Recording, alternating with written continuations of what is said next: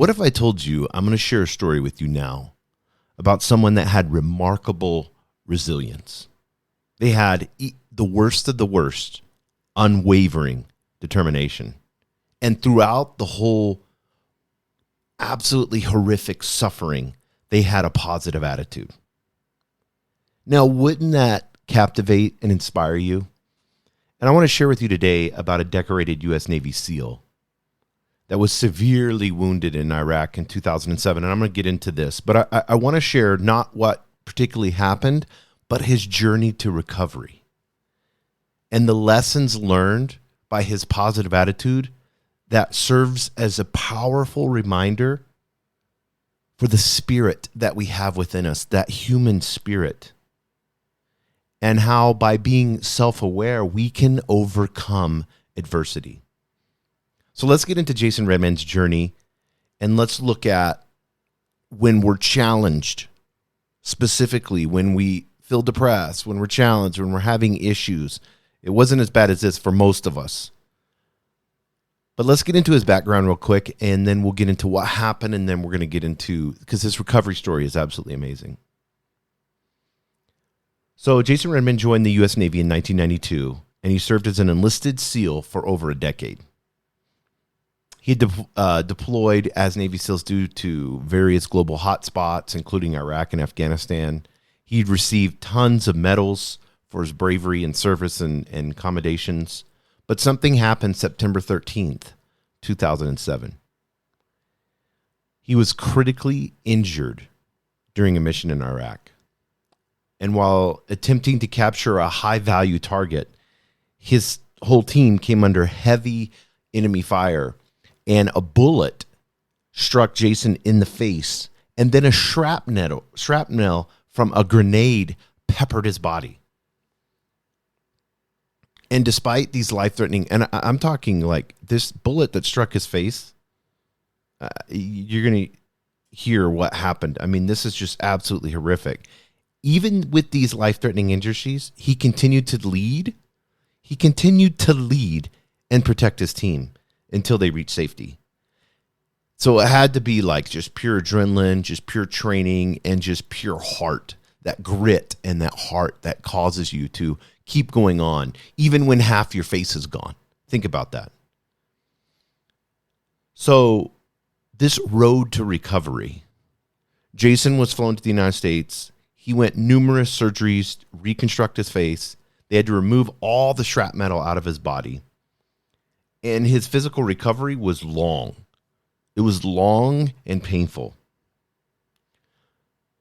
But you know, when you see people in the hospital or you go to the hospital, how people can be, have that kind of like, I'm kind of down, I'm trying to healing, I'm kind of wounded. Like for me, I don't really like very much visits or anything like that.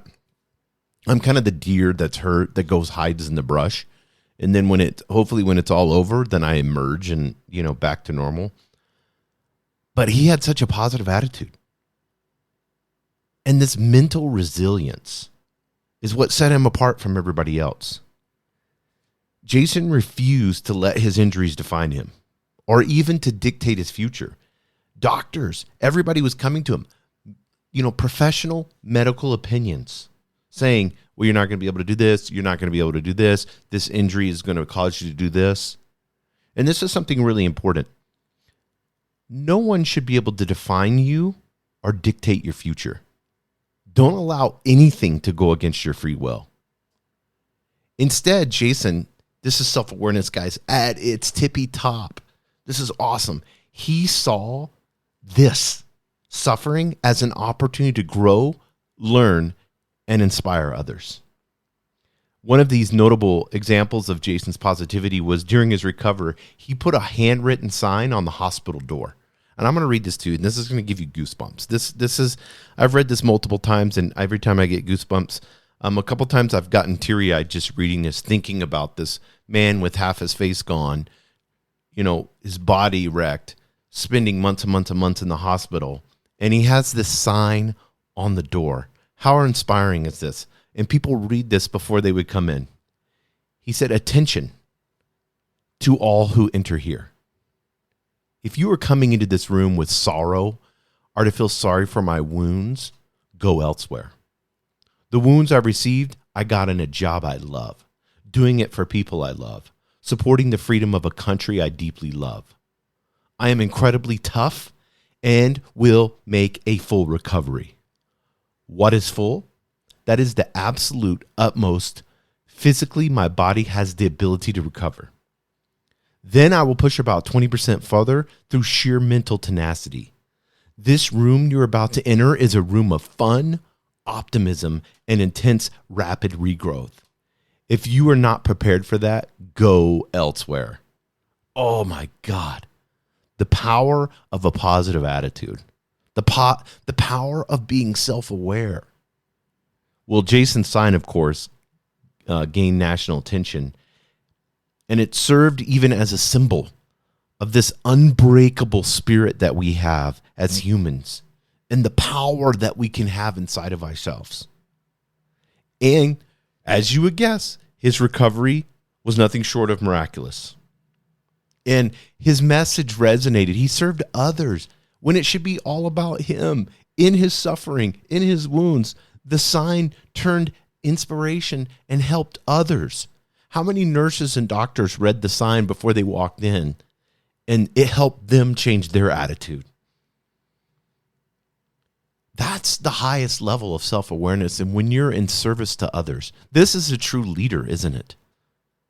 When we face the obstacles that we perceive in our life, and many of us won't face obstacles that Jason did, but our mindset and our attitude determines our ability to overcome them. Notice I use the word our a lot. This is us. This is who we are.